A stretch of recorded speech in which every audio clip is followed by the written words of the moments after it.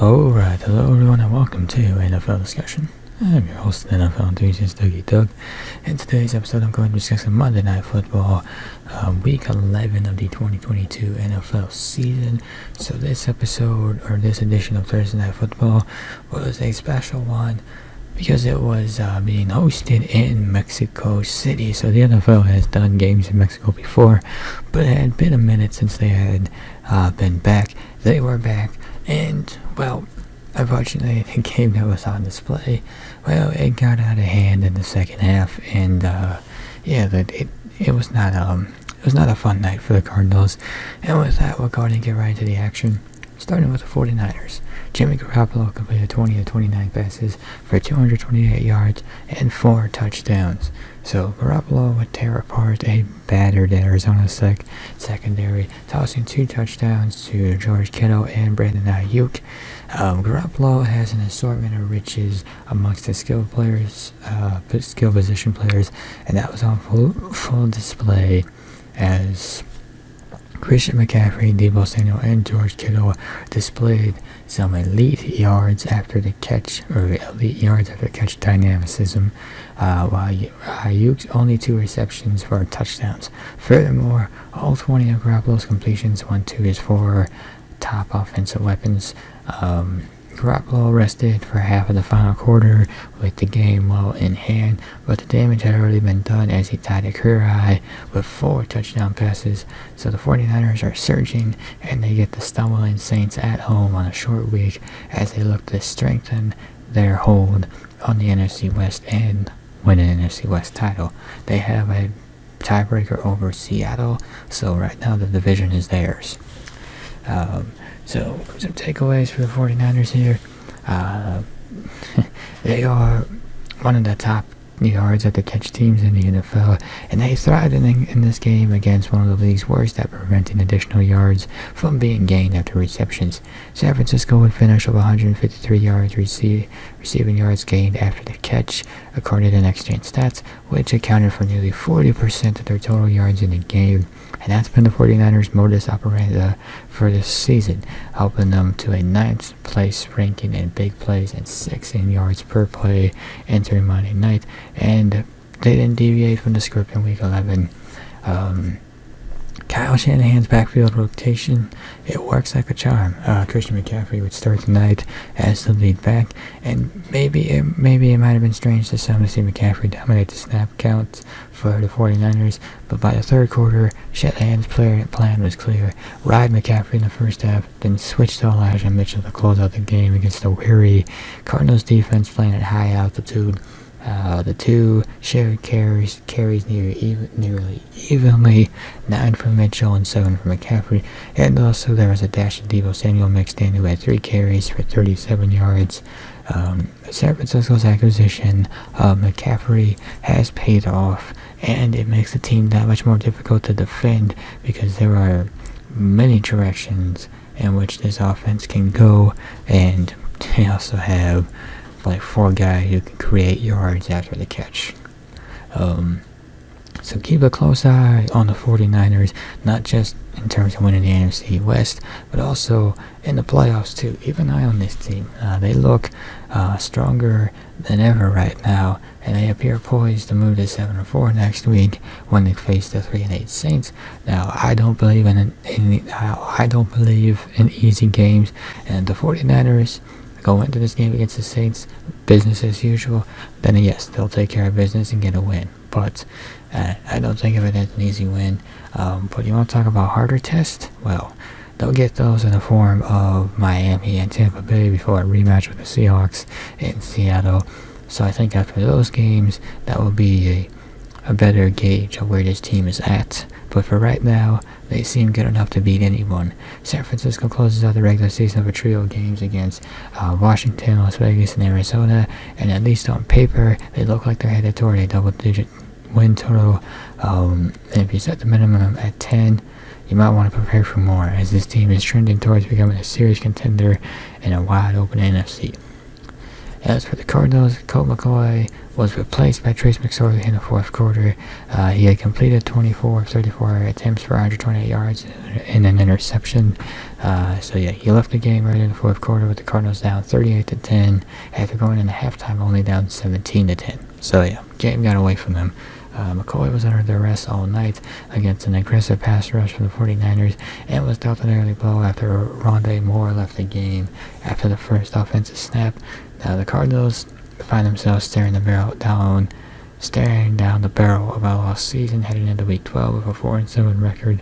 Expect McCoy to be back on the bench as the Cardinals are expecting Kyler Murray back for their next game against the Chargers. So, looking at some takeaways for this Cardinals team, their offense is just no match for defenses like San Francisco's. They are short-handed because of injuries, which just made it even more unfair. They have a lot to clean up. Defensively, they have some studs on the field, but the sum of its parts is simply not good enough for this team, especially against a 49ers team that feast on opponents who struggle to tackle in the open field, which was certainly what this defense struggled to do. Samuel's touchdown run was exhibit 1 of his disadvantage for Arizona's defense, and Kittle's second touchdown was exhibit 2, in which he knifed through Arizona's defense down the sideline for a decisive touchdown, and also looked like a couple defenders had a chance to knock him out of bounds and opted not to, which I guess understandable, not wanting to take George Kittle on, but also it's going to be on camera, on tape, so not a good look for you. Missed tackles and poor pursuit angles resulted in a handful of touchdowns for the superior 49ers.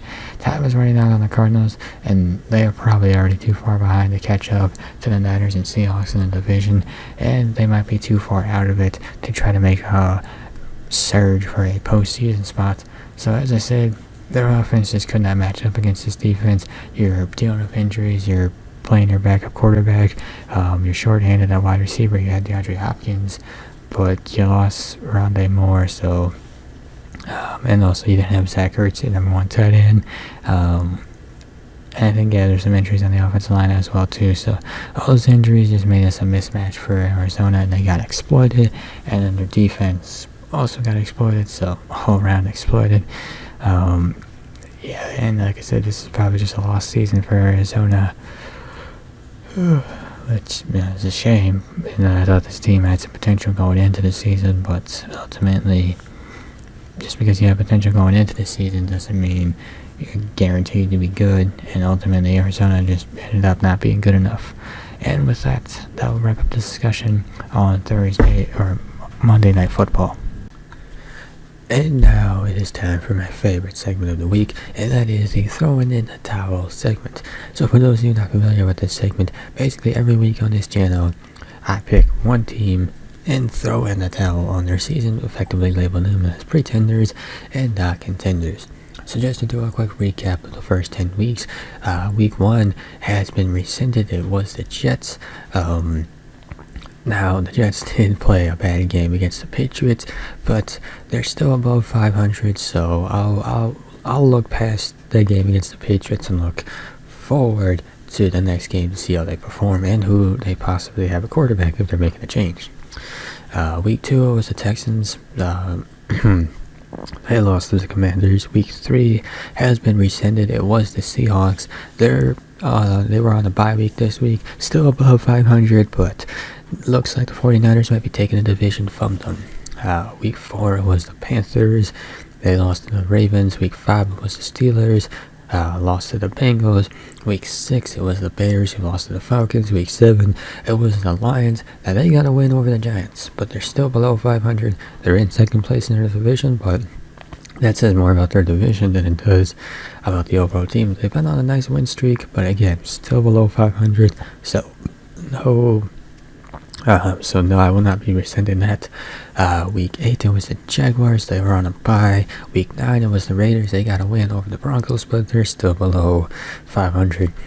Week 10 it was the Saints. Who got a win over the Rams. But you are also playing. What was it? Yeah, you were playing a Rams team that basically lost Matthew Stafford, so kind of set up pretty easy for you. So now that leads me into this week's team. And speaking of the Rams, pretty much that's what my decision came down to. It was the Broncos in the AFC versus the Rams in the NFC. And between those two teams, I went with the Denver Broncos. So the acquisition of Russell Wilson was supposed to be a game changer for the Broncos. The move that would put the franchise back into the status of a perennial contender and give this team what they had been missing since Peyton Manning retired, and that is a franchise quarterback. Instead, this trade for Wilson appears to be one of the greatest boondoggles in NFL history. Look up that word, it's a fun one. Because this year's Broncos offense isn't better with Wilson, it's worse. Way worse. Dead last in the NFL in scoring, worse. The latest disappointment came Sunday against a bad Raiders team. After leading most of the way, Wilson made a terrible decision on Sunday against a bad Raiders team. The latest disappointment came against a bad Raiders team. After leading most of the way, Wilson made a terrible decision on a late third down, throwing an incompletion that stopped the clock. The Raiders would then drive down the field for a field goal to force overtime, and then win via a long touchdown on a busted coverage. 10 games into the season, Wilson has 7 touchdown passes. For reference, that is fewer than Dak Prescott, who has played in 4 fewer games. At least Wilson done there and also signed Wilson to a 5-year, $240 million extension. Oh wait, they did. So, yeah, one season in and already the results are not looking good. And it's hard to say exactly where the blame lies. Is it on Wilson? Is it on Nathaniel Hackett? Ultimately, the Broncos had expectations to be contenders. They're not contenders, they're pretenders. So something's going to change. And for me, I think it's most likely going to be Nathaniel Hackett being one and done as a coach. You're not going to cut Russell Wilson after you gave him this big money contract. I don't think George Patton, the GM, gets fired, even though he's the one who made the trade and then signed the gave him the contract extension.